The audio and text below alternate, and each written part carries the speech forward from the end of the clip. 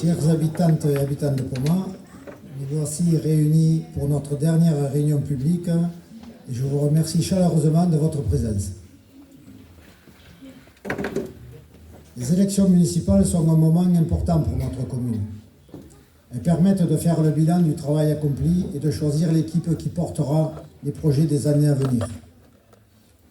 Avant de parler de l'avenir, il est essentiel de regarder le chemin parcouru ensemble.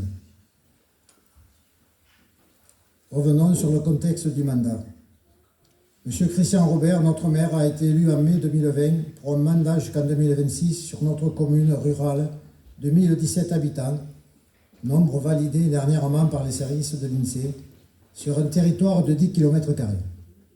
Par conséquent, le conseil municipal comporte 15 élus. Le mandat a commencé dans un contexte particulier et difficile par rapport à la gestion de l'épidémie de la Covid-19 et également de la crise économique sur l'inflation des coûts de l'énergie et des contraintes budgétaires pour les petites communes. Dans une commune rurale comme Poma, le mandat municipal agit surtout sur l'entretien de la voirie communale, la gestion des permis de construire, l'entretien du patrimoine local, sur l'eau, l'assainissement et le réseau pluvial avec l'agglomération de Carcassonne, l'entretien des espaces verts et du domaine privé de la commune, les équipements communaux, salles des fêtes, la mairie, le foyer, cimetière, l'église, stade, etc.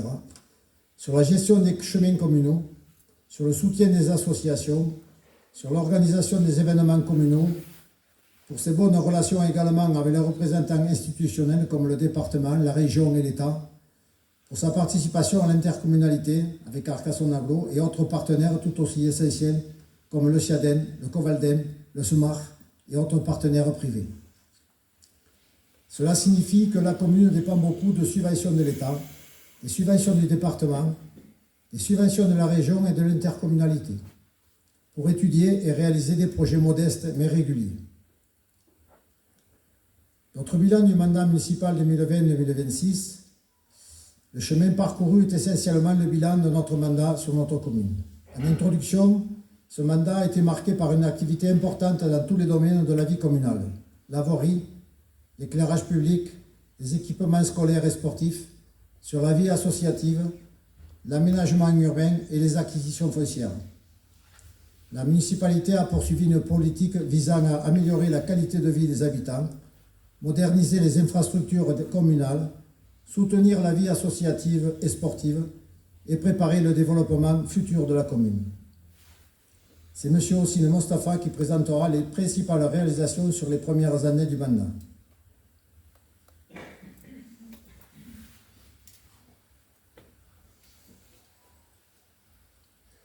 Nos principales réalisations en 2020 sont pour un coût de 442 000 €. L'aménagement de l'ancienne 5e classe avec renforcement du plancher, mise aux normes électriques, incendie et isolation, chauffage et climatisation. Cette 5e classe a été rebaptisée salle des associations suite à la suppression d'une classe scolaire. Il y a eu également l'aménagement de la route à la Bordette, la réfection de la voirie secteur de Fauminis, l'installation d'un parcours de santé au stade, réfection du toit de l'Enclos-Jouve, l'éclairage public dans le secteur du Moulin et autour de l'église, la réalisation du Papyloft 1 avec pour objectif général d'améliorer le confort et la sécurité, de valoriser le patrimoine et soutenir la vie associative. Pour 2021, il a été réalisé des travaux pour un coût de 692 000 €, soit l'aménagement de l'entrée du village côté Verzeille, l'éclairage public LED, route de la Bordette, l'installation de la climatisation dans les écoles, l'aménagement du club house pour les associations, comité des fêtes, la chorale Les Voix sans soif et le rugby. Des travaux de voirie sur du goudronnage route du Moulin. Pose d'un escalier au City Park. Rénovation du sol de l'aire de jeu pour enfants. Avec pour objectif général le confort, la sécurité, le soutien à la vie associative et l'amélioration des espaces publics.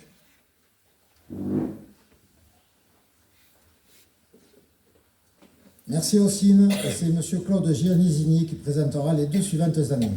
Claude, s'il te plaît.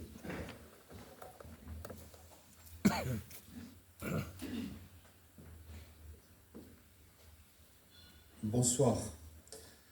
En 2022, il a été réalisé pour un coût de 374 000 € de travaux sur le village. Nous avons débuté par l'acquisition du terrain Auberti pour la future zone économique. C'était un premier pas sur un très grand projet que nous avons mené sur plusieurs années. Nous avons continué avec l'aménagement de la voirie route de la Bordette. Nous avons poursuivi l'éclairage public LED au niveau de la Grande Rue et route de Pieusse.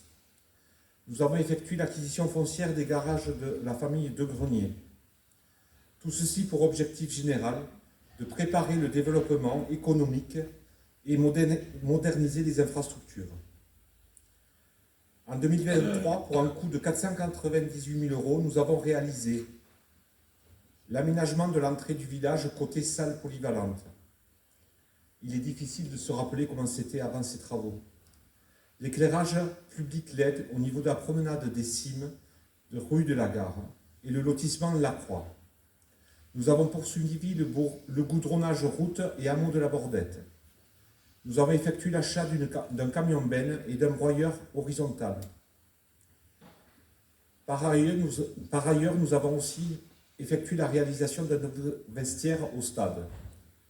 Tout ceci avec l'objectif général, la modernisation du village, la sécurité, l'entretien des espaces publics et le renforcement des moyens techniques. Merci Claude. C'est Roseline qui va nous présenter les 2 dernières années de ce mandat.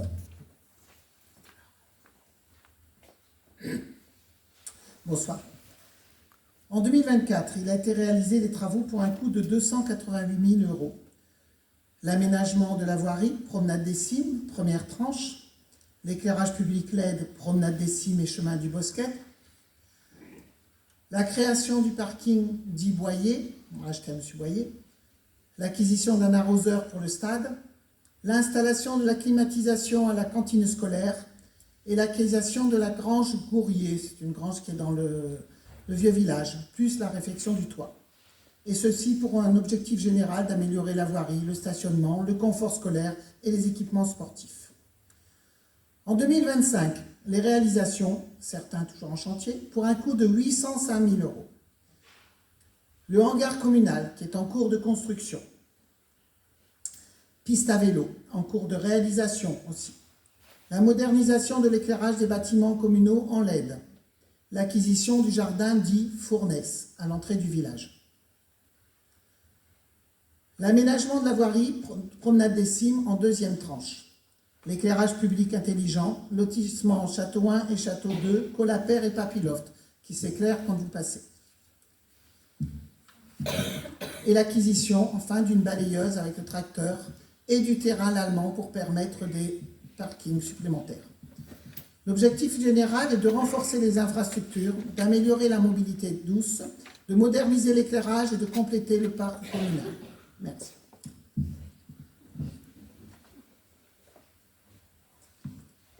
Comme vous pouvez le constater, le mandat municipal 2020-2026 à Poma se caractérise par une forte activité dans la voirie et l'aménagement urbain, par la modernisation de l'éclairage et des bâtiments communaux, par le soutien aux associations et à la vie sportive, par la préparation du développement économique et foncier de la commune, et le renforcement de la modernisation des équipements municipaux. En investissement total sur le mandat, nous avons 3 099 000 €, soit un investissement moyen par an de 500 000 €. À ce jour, la commune dispose d'un budget global de fonctionnement par an de 90 000 €, de 900 000 €, pardon. Sur ce montant, 650 000 € sont utilisés pour le fonctionnement de la commune. Cette répartition à l'écran montre que la majeure partie de nos dépenses de fonctionnement sont sur 3 postes. Premier poste, les charges de personnel, soit 53%, suivi par les charges générales, 36%. Cela concerne les dépenses qui participent au bon fonctionnement quotidien de la mairie, les dépenses d'eau, d'électricité, de téléphonie, etc. Le troisième poste, ensuite, la gestion courante pour 10%, qui concerne les autres charges de gestion courante, les indemnités aux élus, les diverses cotisations, les subventions aux assos, etc. Le reste de ce budget, qui est dénommé excédent de fonctionnement, est destiné aux investissements. Des projets qui permettent de développer ou améliorer la commune par des travaux, des équipements ou des aménagements publics. L'investissement est ciblé pour préparer l'avenir de notre commune, d'où l'intérêt de faire des économies sur le budget de fonctionnement. Malgré un contexte parfois difficile, la Covid, les contraintes budgétaires, l'inflation, la municipalité a su concilier confort des habitants, sécurité, développement local et modernisation des infrastructures. Nous n'avons pas promis des projets irréalisables. Nous avons travaillé, investi et obtenu des résultats visibles pour notre commune. Durant ce mandat qui s'achève, notre équipe municipale, conduite par notre maire, a travaillé avec sérieux et détermination pour améliorer la vie dans notre commune. Des projets ont été réalisés, nos équipements ont été entretenus et développés, et la vie associative a été soutenue. Mais il y a un point dont nous pouvons être particulièrement fiers, c'est la gestion financière de notre commune. Depuis plusieurs années, notre municipalité a fait le choix d'une gestion rigoureuse et responsable de l'argent public. Cela a permis d'obtenir des résultats très positifs. Un budget sain et maîtrisé, avec un excédent financier qui renforce la solidité de notre commune. Nous avons effectivement chaque année un excédent de fonctionnement entre 200 et 250 000 euros. Cette somme économisée sur le fonctionnement, comme je disais précédemment, est versée sur l'exercice budgétaire suivant à la section investissement et qui nous permet de préparer sans tarder les études sur les projets de l'année suivante. Chers concitoyens, nous avons également sur notre commune un niveau d'endettement très faible. En 2020, l'endettement par habitant de Poma était de 125 euros. En 2024, il n'est plus que de 39 euros. Cette baisse spectaculaire de près de 70% reflète notre gestion responsable et prudente des finances de la commune. En 2029, nous aurons terminé l'emprunt sur l'aménagement du cœur du village, fait en 2014.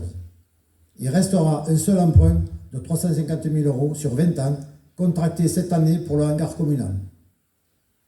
Moins de dettes, c'est plus de liberté pour investir dans nos projets, nos écoles et notre cadre de vie, sans peser sur vos impôts.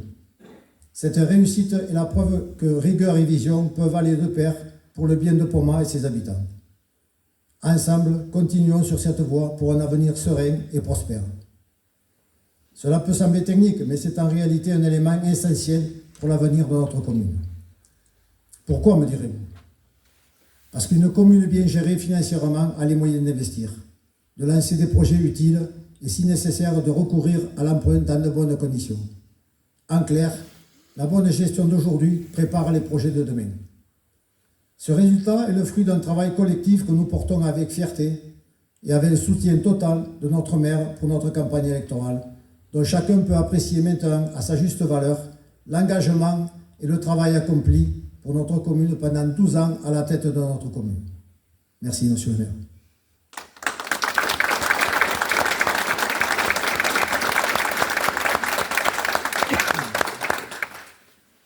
Dans la liste que nous vous présentons, 9 élus sortants ont choisi de poursuivre leur engagement. Ils connaissent les dossiers, ils ont participé aux décisions importantes et ils ont contribué à cette gestion responsable. À leur côté, de nouveaux candidats viennent renforcer l'équipe avec leurs compétences, leurs idées et leur énergie. Notre équipe représente donc à la fois l'expérience, la stabilité, la disponibilité et le renouvellement.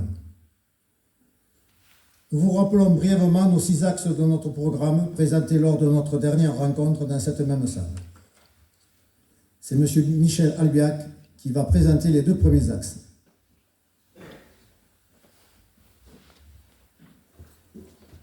Bonsoir. Premier axe, le cadre de vie. Le cadre de vie, notre premier axe, est au cœur de notre engagement. Il reflète l'image de notre village et surtout la qualité de vie que nous voulons offrir à chacun.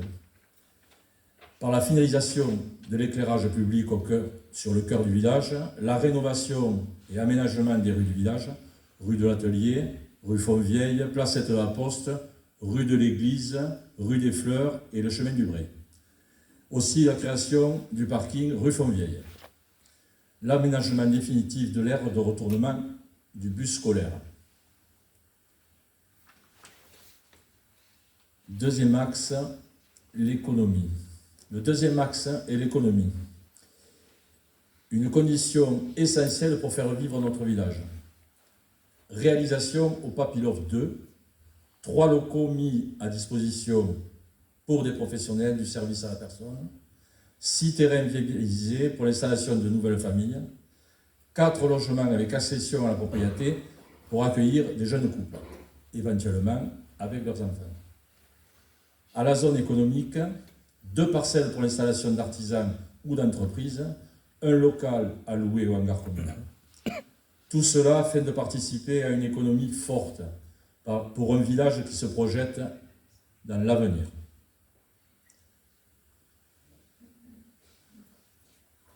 Merci Michel. Ce sera M. Fabien Régnier qui va poursuivre sur les 2 prochains axes.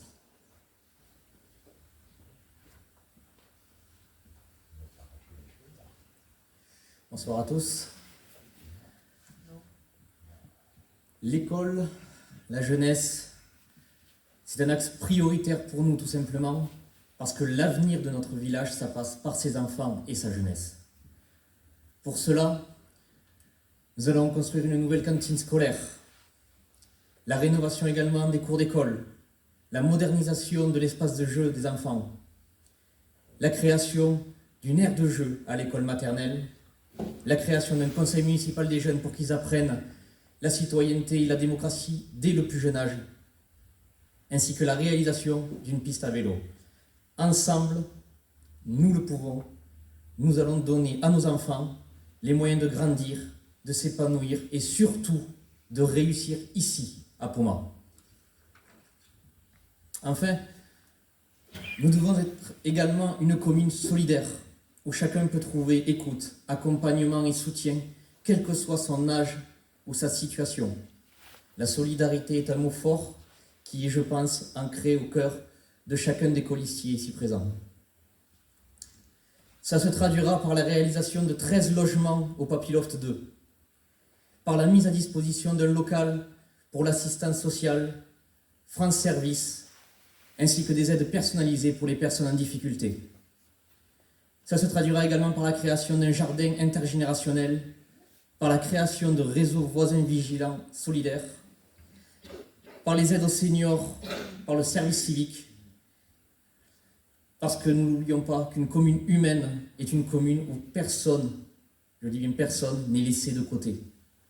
Ensemble, faisons vivre une solidarité de proximité concrète et durable. Je vous remercie. Merci Fabien. Et pour terminer, c'est Madame Blandine Pechamiel qui va terminer nos deux derniers axes. Bonsoir. Donc, il concerne la communication et la culture. Nous souhaitons pour notre commune une démocratie locale vivante et participative, en soutenant au mieux le tissu associatif existant. Création d'un théâtre de verdure, nomination d'un référent communication, nouvel aménagement de la bibliothèque, des réunions participatives sur les projets structurants, la mise en valeur de notre chapelle Sainte-Croix. Puis, la création d'un livret d'accueil et la mise en place d'un écran interactif. Ensemble, construisons une commune plus humaine et plus attentive à chacun. Le 6e axe est donc la sécurité. La sécurité est une condition essentielle du bien vivre ensemble. Création d'une police intercommunale, rétablissement de l'éclairage public la nuit, extension de l'éclairage sur les zones sensibles, création d'un plateau ralentisseur devant les écoles élémentaires, l'aménagement définitif de l'aire de retournement du bus scolaire, parce qu'un village sûr et sécurisé est un village où l'on vit sereinement de jour comme de nuit. Merci à vous. Merci beaucoup Blandine. Chers concitoyens, notre objectif principal par rapport à notre programme est clair. c'est continuer à faire avancer la commune tout en préservant l'équilibre financier qui fait aujourd'hui sa force. Nous méritons mieux qu'un théâtre d'illusions proposé par notre opposant. Nous sommes des responsables qui regardent vers la population et qui tiennent compte de l'humain et du service au public. Il appartient donc aux citoyens de faire un choix éclairé entre une démarche centrée sur l'intérêt général, la stabilité des engagements, de la transparence, de la disponibilité et une approche plus opportuniste dont les finalités restent insuffisamment claires. Nous voulons poursuivre les investissements utiles, améliorer notre cadre de vie, soutenir la vie associative et préparer les projets qui permettront à notre commune de continuer à se développer harmonieusement. Notre engagement est simple, continuer à gérer la commune avec sérieux, responsabilité et transparence, dans l'intérêt de tous les habitants. L'argent de la commune, ce n'est pas l'argent de la mairie ou d'une seule personne. C'est l'argent des habitants, des Pomasiennes et des Pomasiens. Notre devoir est de le gérer avec sérieux et respect, pour l'intérêt général, en préservant le pouvoir d'achat et sans alourdir les impôts locaux. Parce qu'une commune se construit dans la durée, avec des choix réfléchis, avec cette équipe Ensemble pour Poma. Avec le bilan solide que nous avons aujourd'hui, et avec votre confiance, nous voulons ouvrir une nouvelle étape pour notre commune et poursuivre le travail engagé. Outre le soutien de M. le maire à notre liste que nous apprécions, il a souhaité intervenir ce soir. Je vais avec plaisir lui laisser le micro. Mais par ailleurs, pour info, j'ai rencontré à plusieurs reprises M. Banquet Régis, président de l'agglomération de Carcassonne, à qui j'ai présenté notre programme et qui a répondu favorablement à mes sollicitations. M. Banquet a toujours soutenu notre commune, même dans l'urgence, notamment dernièrement pour l'achèvement des travaux de la promenade des Cygnes. Monsieur le maire, cher Christian, le micro est à toi.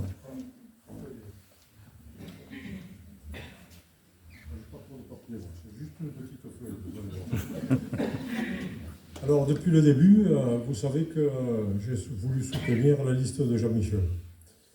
Alors, c'est pas ça qu'il faudrait que je dise. C'est pas la liste de Jean-Michel que j'ai voulu soutenir, c'est le programme de Jean-Michel. Enfin, de la liste Ensemble pour pouvoir. Oui, c'est ça. Parce que, moi, ce qui m'intéresse, c'est les investissements. Vous l'avez vu, hein, on a fait du boulot, 3 millions d'euros d'investissement sur 6 ans. Je pense quand même qu'on a fait ce qu'il fallait faire. Alors moi, j'ai pris un papier, pas bien grand, et j'ai noté. Et j'ai noté les investissements que vous venez de parler, monsieur Michel. Parce qu'en face de tous ces investissements, quand même, il faut mettre des chiffres. Alors j'ai noté investissement de la liste Ensemble pour Poma. On va commencer par les rues. La rue de l'Atelier, de la Fontvieille, la rue des Fleurs, la rue de l'église. Alors cet investissement, il est sur les deux listes. Moi, en face, j'ai mis un prix. Travaux pour ces deux rues, pour ces 3 rues, il y en a 4 peut-être, 1,5 million. Et puis, en général, je ne me trompe pas trop. Ne croyez pas que c'est des chiffres qui sont jetés comme ça. En général, je ne me trompe pas. Les chemins. Les chemins, on passe un peu à côté des chemins, mais ils en ont parlé aussi, des chemins. La traversée de Saint-Hilaire, ça a été chiffré, tu en as parlé, Jean-Michel, 60 000 €, la traversée de Saint-Hilaire. Il y a la traversée de Cornaise aussi, à peu près le même prix, 60 000 € parce que celle-là elle est vraiment abîmée. Et après, il y a le chemin des Graves. Chemin des Graves que... depuis tout temps, les viticulteurs, surtout la famille Lacube, me demandent de refaire. Et cette année, enfin, sur ce mandat, il faut y aller, il faut la faire. Hein. Et ce chemin-là est pentu, il va coûter beaucoup plus cher. 80 000 €. Dans l'ensemble, 200 000 € de chemin. Éclairage public, je crois que tu en as parlé aussi, 80 000 € d'éclairage public. Pour finir le village. Théâtre de verdure, j'y ai mis un petit billet, 100 000 €. La sécurisation de la traversée du village, 100 000 € aussi, à peu près, hein, mais vous ne serez pas loin, vous verrez. La cour des écoles, les 2 cours des écoles avec les jeux, Je pense qu'on l'avait chiffré un peu pour le projet NEF qui n'a pas abouti, là, mais on tourne autour de 120 000 euros. Et la cantine, bien sûr, hein, le gros travaux des cantines, 600 000 euros. J'arrive à un montant de 2,8 millions. 2,8 millions, pour ce que vous avez vu là, 3 millions, il reste un peu sous le coude, parce qu'il faut en garder toujours un petit peu, vous savez, sous le coude, on ne sait jamais, hein, pour les années maigres, là. Et voilà, donc le budget d'investissement de la liste d'ensemble pour moi, elle tient la route. Je ne sais pas pour vous, mais croyez-moi, avec ces chiffres-là, ils peuvent réussir à le faire. C'est pas jeté comme ça, c'est des investissements et je pense qu'ils y arriveront. Moi, c'est des investissements pour tout le monde. Hein. Vous avez vu un peu les écoles, les chemins pour le viticulteur, l'éclairage, le théâtre de verdure, enfin tout ce dont ils viennent de parler. Vous avez là, avec des chiffres, et des chiffres bien, je veux dire, il n'y aurait pas trop de surprises à part un choc pétrolier où on est le prix du goudron qui doublerait. Mais enfin, à 2,8 millions, ils vont arriver à l'investir. Voilà, pour le reste, ça c'est ces investissements, c'est ce qui nous intéresse à tous là. Hein.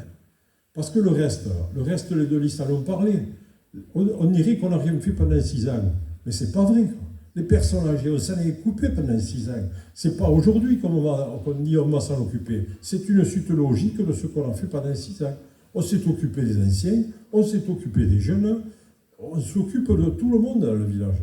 Et on ne le découvre pas comme ça en disant je vais m'inscrire et puis on va s'occuper des personnes âgées. C'est pas vrai. Le Papilov, il n'est pas arrivé comme ça. Hein.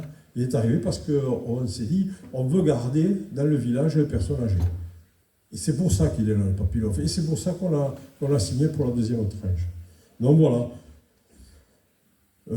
Quoi vous dire de plus les locaux professionnels sur le Papilov, là, celui qui va être construit, c'est des locaux qui peuvent servir au paramédical. Et c'est pas... Il peut y avoir une coiffeuse peut-être, hein, on aurait pu l'avoir aussi, mais il y a le paramédical. Voilà. Donc croyez-moi, cette liste ensemble proprement, ils l'ont certainement chiffré avant moi, hein. Mais moi j'aime bien toujours faire ma manière, hein. Mettre toujours un coup de crayon et savoir ce que je dis et ce que je fais. Et c'est comme ça qu'on a travaillé pendant 2 ans. Hein. Voilà. On a parlé des écoles. Je vais vous raconter quelque chose. Mardi, j'ai été appelé par le directeur des écoles. Il voulait faire une réunion. Rosalie m'a dit, il faut que tu viennes absolument. J'ai dit, quoi, une réunion de travail à 3 jours de la fin de mon mandat, ça me passerait un peu juste quand même. Hein. Mais enfin, j'y suis allé. Et là, surprise, ce n'était pas une réunion. C'était tous les enfants des écoles, les maternelles et les primaires, qui m'attendaient, et avec tous les professeurs et les employés de la mairie, qui m'attendaient pour me souhaiter une bonne retraite, un bon départ à la retraite, une vraie retraite cette fois-ci. Hein. Et ils m'ont chanté une petite chanson et ils m'ont offert un cadeau. Croyez-moi, j'ai été un peu ému, fait un peu beaucoup même d'ailleurs. J'ai pas dit les choses, d'habitude je parle toujours, mais là, bon, j'ai pas pu. C'était à séquence émotion. Mais à la fin de ce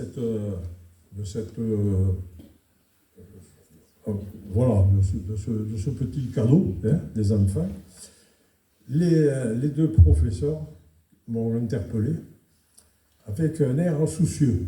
Franchement, hein, je peux vous assurer que je ne les ai jamais vus comme ça. D'habitude, quand elles m'interpellent, c'est parce qu'elles ont me donné quelque chose. Et là, elles m'ont dit, Christian, enfin, monsieur le maire, qu'est-ce qu'on va devenir ? Qu'est-ce qui se passe ? Est-ce qu'il y a beaucoup de gosses qui vont arriver l'année prochaine ? Je lui ai dit, je ne crois pas. Je ne crois pas parce que on a 21 gosses qui partent de l'école au collège, hein, au mois de septembre, et on n'a que 4 gosses qui sont inscrits. Alors vous comptez, 92 gosses qui sont en ce moment aux écoles, moins 21 plus 4 professeurs de maths, là, 75 gosses. Donc en septembre 2026, on va passer la barre des 75, des 80, en dessous des 80 gosses à l'école. 80 gosses, c'est 3 classes. C'est pas 4. C'est pas 4, hein. C'est 3 classes. Donc je pense qu'en 2027, on va perdre une classe. Et elles le savent aussi. Parce qu'elles ont lu la presse comme moi. cette année, à la rentrée, 30 postes d'enseignants qui vont être supprimés dans l'Aude. 30. Et j'ai lu cette semaine 50 postes dans les PO. Alors, elles craignent pour leur bourg, bien sûr, hein, parce que peut-être que demain matin, il y en a une qu'il faudrait qu'elle parte et qu'elle aille exercer ailleurs, quoi. Donc je pense, croyez-moi sincèrement, que ce n'est pas logique de construire une école. C'est mon idée à moi, hein. C'est certainement le vôtre aussi, mais ce n'est pas le moment de construire une école pour moi. Croyez-moi, il y a d'autres choses à faire. Voilà, je vous remercie. Pensez, on se reverra dimanche, bien sûr, hein, puisque je serai là encore. Hein. C'est moi le maire. Et je pense qu'il vous faut voter pour cette liste. Croyez-moi, c'est la meilleure des choses. Merci à tous.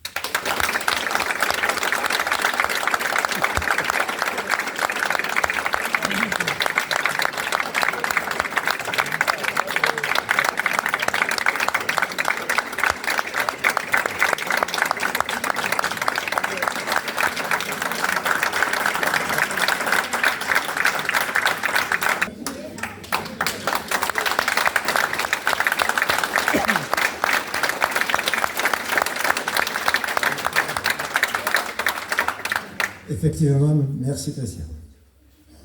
Voilà, nous arrivons au terme de cette réunion pour vous confirmer encore une dernière fois, pendant cette campagne électorale, que nous aimons tous, toutes et tous profondément notre village. C'est proprement que nous nous engageons. C'est avec vous que nous voulons continuer à le faire avancer. Vive Poma, merci de votre confiance. Nous avons à présent rendez-vous autour des tables derrière vous pour prendre un apéritif convivial. Je vous remercie du fond du cœur.